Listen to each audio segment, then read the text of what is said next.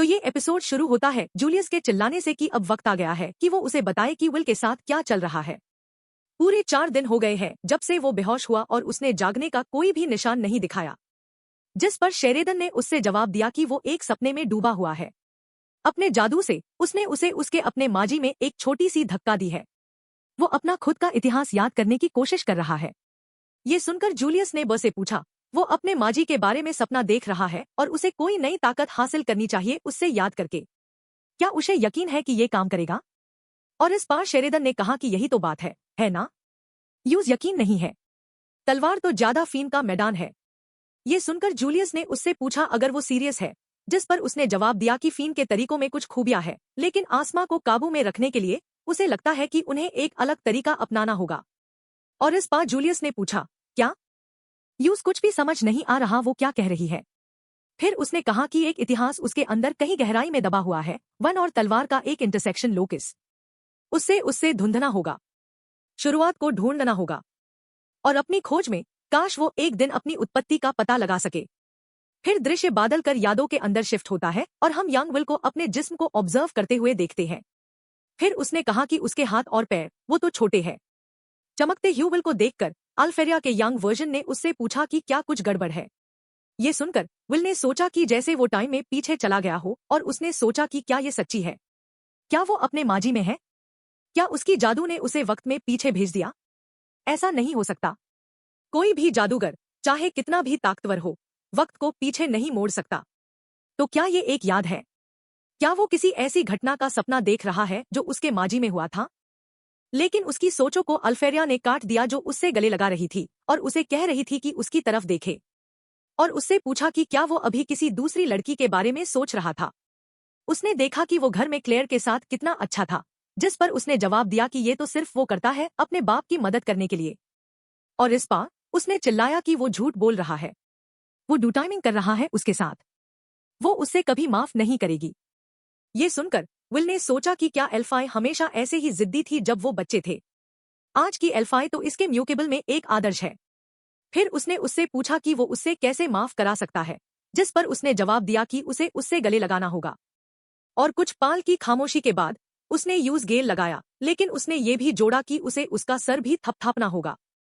ये करते हुए विल को याद आने लगा कि उसे माजी में उससे खुश करने के लिए ये बहुत बार करना पड़ता था, लेकिन उसकी सोचों को इसलिए काट दिया गया क्योंकि एल्फाई ने उसका हाथ पकड़ लिया और चलने लगी, ये कहते हुए कि अब जब उसकी विल पावर चार्ज हो गई है तो उन्हें आगे बढ़ना चाहिए।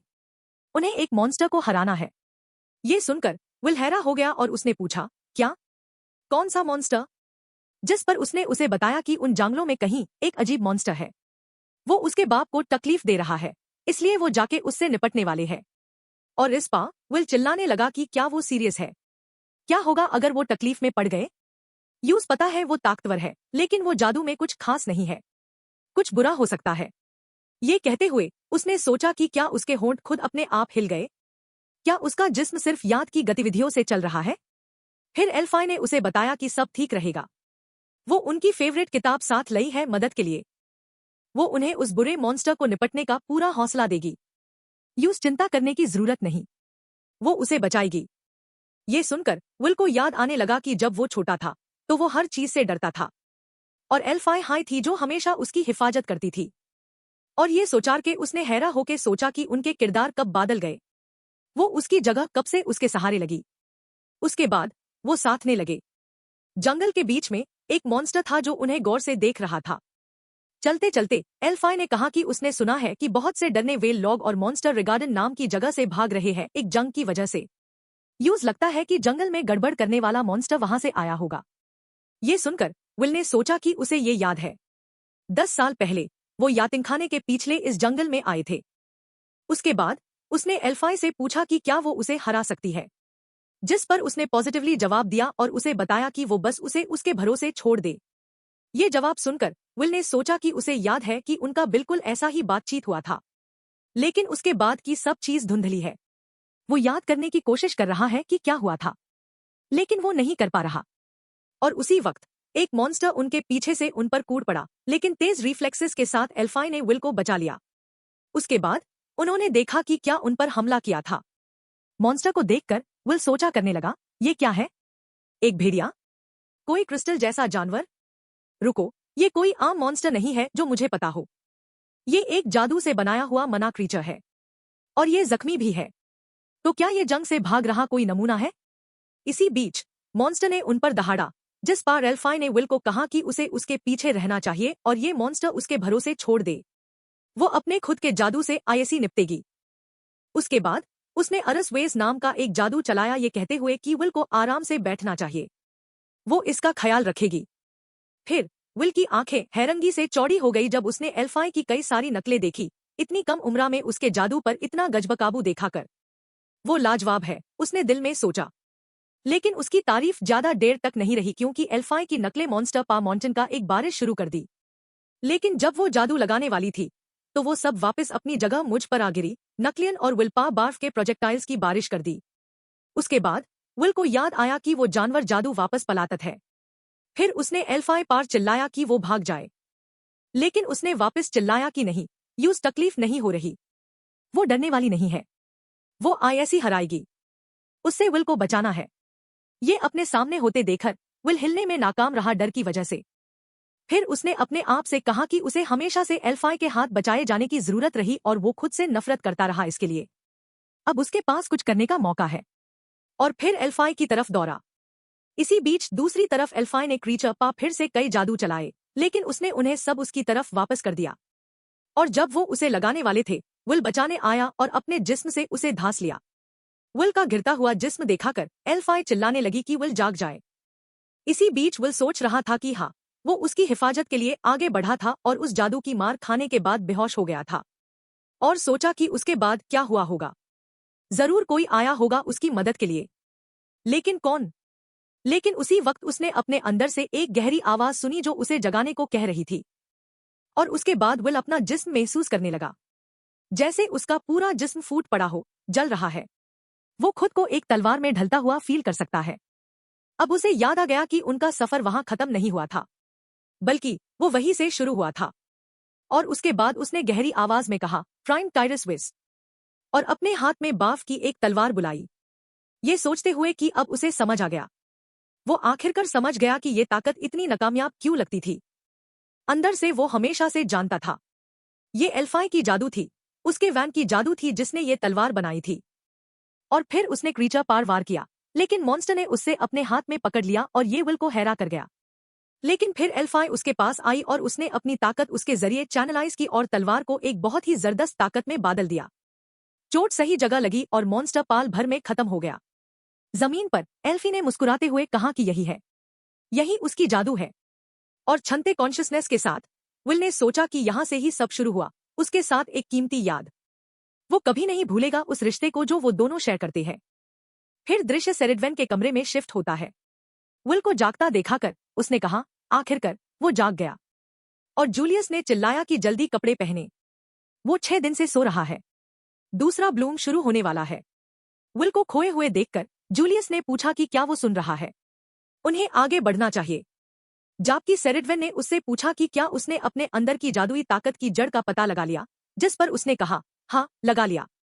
फिर उसने फिर पूछा कि जब वक्त आएगा क्या वो अपना इतिहास याद कर सकता है, जिस पर उसने जवाब दिया कि वो पॉजिटिव है। ये सुनकर सेरिडवेन ने मुस्कुराते ह्यू यूज कहा की जाए, अपनी ताकत लेकर जाएं और वान और तलवार की एक नई कहानी लिखे। फिर दृश्य इस हॉल में शिफ्ट होता है जहां दूसरा ब्लूम हो रहा है और हम क्रोट को ये कहते हुए देखते हैं कि वो यकीन नहीं कर सकता कि वो एकेडमी से नई पढ़ के निकले हुए जादूगरों को चुनेंगे। वो समझता है कि उन्हें नई खून की जरूरत है, लेकिन इन्फेक्शंस के मायदंड बहुत ही ढीले हैं। फिर क्रेल्वी ने सबको बधाई दी और कहा कि अब वो अपने फैक्शंस में शामिल हो सकते हैं। उसके बाद उसने जोड़ा कि उसे लगता है कि इस साल का दूसरा ब्लूम खत्म करने के लिए वो तैयार है। जबकि कॉलेज और इग्नोर सोच रहे थे कि विल और जूलियस कहाँ है और अगर वो जल्दी नहीं आए तो वो अपना मौका खो देंगे। किनारे पर क्रोट ने ऊंची आवाज में कहा कि ज्यादा इंतजार करना वक्त की बर्बादी होगी। यूज लगता है कि वो कोई कारगर रणनीति नहीं बना सके और दब्बे दौबाए भाग गए। जो लोग नवाचार की आग सेते हैं उनमें टावर पार चढ़ने की औकात नहीं होती। लेकिन चिंता मत करो, अपर इंस्टीट्यूट में वो लोग उनका ख्याल रखेंगे। फिर वो अल्फेरिया की तरफ मुड़ और उससे पूछा कि क्या ये कोई मुश्किल नहीं होगी, है ना? लेकिन उसी वक्त दरवाजे के धदम से गिरने की आवाज ने सबका ध्यान अपनी तरफ खींच लिया। फिर विल और जूलियस अंदर आए और बोले कि माफी ते है देरी के लिए। वो जूलियस रेनबर्ग और विल सरफोट है और वो दूसरे ब्लूम में हिस्सा लेने आए हैं। ये देखा कोलेट और इग्नोर खुश हो गए जबकि क्रूट्स ने चिल्लाया कि ये लैब चाउहे उसे बहुत परेशानी दे रहे हैं। उसकी कसौटी वही रहेगी। यू साबित करना होगा कि उसमें वैन बनने की औकात है। और विल और मागिया वांडा से पूछा कि उन्हें कोई ऐतराज तो नहीं है। जिस पर मागिया वांडा में से एक ने कहा कि उन्हें कोई ऐतराज नहीं जबकि विल ने कहा कि उसे भी ठीक है। उसके बगल में जूलियस सोच रहा था कि क्या वो सीरियस है। यूज अभी भी कोई अंदाजा नहीं है कि क्या ये सब फुन्नबाजी जिससे वो गुजरा उससे विस पर कुछ काबू मिला। यूज अपना थोड़ा जादू उड़ा दे किसी के ध्यान में आए बगैर। लेकिन उसकी सोचों को तब काट दिया गया जब उसके नीचे एक जादू का असर चालू हुआ और जब वो सोच रहा था कि क्या उसे कोई आशीर्वाद मिल रहा है। अल्फेरिया ने उसका नाम पुकारा और कहा कि वो यूज आइस फैक्शन की तरफ से एक आशीर्वाद दे रही है। यूज कुछ नहीं करना। यूज आना चाहिए, उनके साथ शामिल होना चाहिए। और जब वो ऐतराज करने वाला था उसने उसे शुक्रिया कहा कि उसने विल की मदद करने में हाथ बताया और उसे बताया कि अब वक्त आ गया है कि वो उस पर यकीन करे जो वो कर सकता है। ये सुनकर वो कुछ देर के लिए चुप हो गया। फिर वो अपने बगल में खड़े विल की तरफ मुड़ और उसे बताया कि वो उस वक्त और मेहनत को बर्बाद ना करे जो उसने उसकी मदद में लगाई। जिस पाव विल ने उसे सारे सहारे के लिए शुक्रिया अदा किया। फिर उसने अपने गॉगल्स लगाए ये दिल में कहते हुए कि एल्फी रुको, वो आ रहा है। उसके बाद उसने चिल्लाया कि शुरू करो। इसी बीच सेरेडवेन विल को एक रहस्यमय नजर से बैठकर देख रही थी। उसने हल्की आसमानी आवाज में कहा, उसके अल्फाज मुश्किल से सुनाई दे रहे थे। उसकी तलवार में एक रास्ता उसकी जादू से पहले ही खुल चुका है। वो पहले से जानता है उससे क्या करना है। अब वो उसे दिखाएं, उसकी आंखें खोल दे इस तलवार की नई दुनिया में। फिर दृश्य विल पर शिफ्ट होता है और हम उसे बस वहां खड़े सोचते हुए देखते हैं कि वो उसके जहां में है, एक अकेली किताब। यूज बस उसे खोलना है, पेज लगाना है, याद पढ़नी है। अपनी कहानी में गहरे उतार कर वो निकलना है जो उसे चाहिए। और उसके बाद उसने चिल्लाया प्राइम पैथास। टेरेज रीलोड हुआ और एक जबरदस्त तलवार बुला ली। ये देखाकर क्रोज ने चिल्लाया, क्या? जबकि कॉलेट ने कहा कि वो रोशनी की तलवार है। रुको, नहीं, इस बार ये बर्फ की है। इसी बीच विल को बुलाए गए जानवरों को आसानी से कटरते हुए देखाकर क्रोज यकीन नहीं कर पा रहा था और बोला कि ये नामकिन है। उसने विस खुद से जगाया जबकि ये मागिया वेंडर को भी हैरा कर गया। उनमें से एक ने कहा कि इसमें मिडग्रेड जादू जैसा जोर है। कितनी हैरा करने वाली बात है। अब विल की तरफ वापस। जब वो एक और बुलाए गए जानवर से लड़ रहा था वो सोच रहा था कि उसे अपनी याद, अपनी भावनाओं को लेना है और उन्हें अपनी तलवार में भरना है। और जब विल जानवर को मार रहा था एल्फेरिया एक्साइटेड थी और थंडर के मागिया वेंडर ने चिल्लाया कि अब यही तो वो देखना चाहता था। और सेरेडवेन ने कहा, बहुत खूब किया, पूरे मार्क्स। लेकिन फिर उसके पीछे से एक आवाज आई कि वो उसकी ख्वाहिशों की इज्जत करते हुए चुप रहकर उससे देखता रहा जब उसने विल को टावर में ऊपर धकेला। लेकिन उसे इतनी अच्छी तरह से काम होने की उम्मीद नहीं थी और लगता है कि जो उससे बात कर रहा था वो फिन था। उसके बाद उसने यूज प्रिंसिपल कॉल्ड्रन के नाम से पुकारा, जिस पर उसने उसे बताया कि कृपया उसे उसके असली नाम से बुलाए जब वो इस रूप में हो। यूज अंदाजा नहीं है कि खुद पर उम्र बढ़ाने का जादू करना कितना ताकतदीन वाला है। उसके बाद उसने पूछा कि वो यहाँ क्या कर रहा है। यूज लगा था कि टावर में सिर्फ जादूगरों को इजाजत है। जिस पर उसने जवाब दिया कि ये उसकी तरफ से रहना फनी है, एजलेस दाया। ये सुनकर सेरेडवेन ने उसे बताया कि वो ये ना सोचा कि उसने नोटिस नहीं किया कि वो पीछे से अपनी तरह का जादू कर रहा था। ड्वार्व्स को विस जेम जैसी नादिर चीज अपने हाथ बिना उसकी मदद के नहीं लग सकती थी, ये उसे लगता है। जिस पर फिन ने कहा कि वो 5वें सोर्स का नया इस्तेमाल करने वाला है। वो उससे माफ करेगा कि किसी इतने जरूरी इंसान को एक छोटा सा तोहफा डीन पा। वह सब भी विकास कर रहा एक बर्तन है। जादू की वो मिकदर जो उसे खुद से रीलोड करने की जरूरत है वो अभी कम है।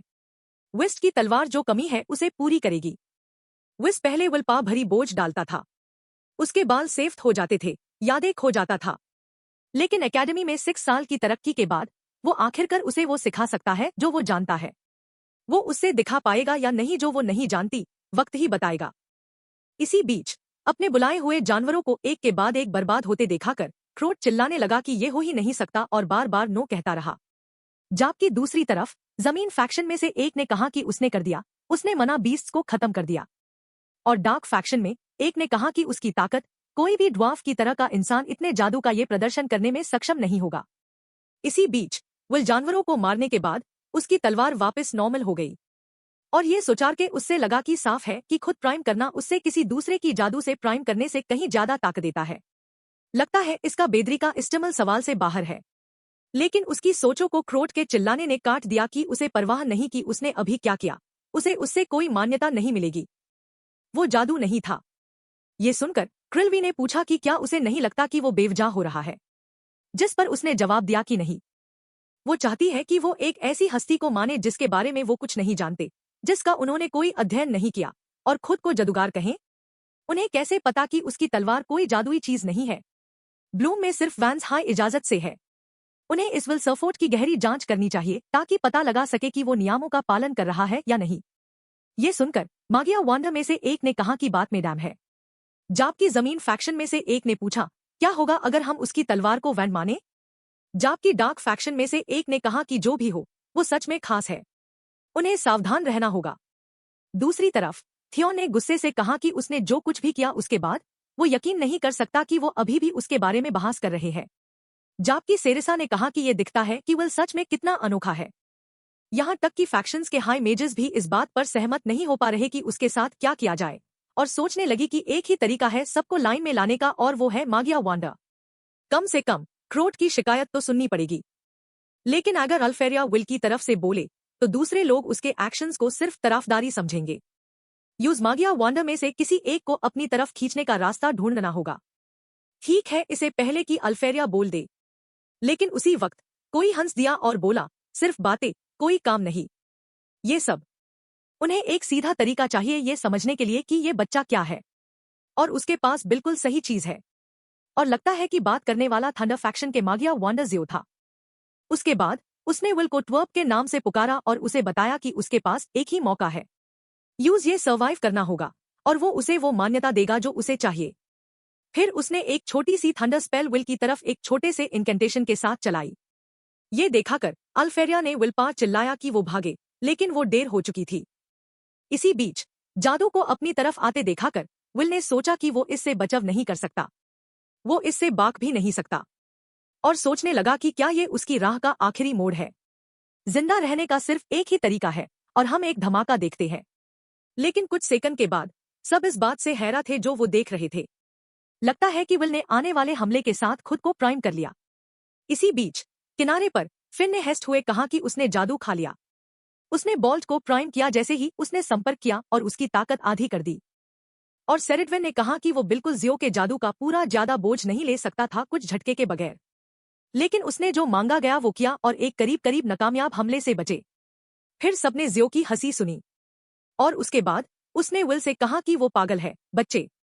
वो यकीन नहीं कर सकता कि वो सच में उसकी एक स्पेल से बचा। उसके बाद मागिया वांडर में से एक और क्रूट्स की तरफ मुड़ा और उन्हें बेवकूफ कहा और पूछा कि क्या उन्होंने देखा। ट्वर्प ने एक मागिया वांडर के हमले को झेला और वो अभी भी खड़ा है। वो उससे और क्या चाहते हैं? और विल पा चिल्लाया कि ऊपर आए। लेकिन उसी वक्त क्रूट्स ने बीच में आकर जियो से कहा कि रुको।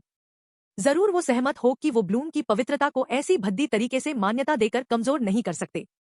ये सुनकर जियो अपनी जगह से गायब हुआ और क्रूट्स के सामने वापस आया और उसे बताया, अच्छा फिर, और पूछा कि क्या वो अगली बार होगा। जरूर सम्मानित पैरामाउंट वो कर सकता है जो एक छोटे बच्चे ने अभी किया, सही है ना? और अगर नहीं कर सकता तो सब जानेंगे कि वो कितने काबिल है। और अपनी बातें खत्म की क्रूट्स को नर्ड कहकर।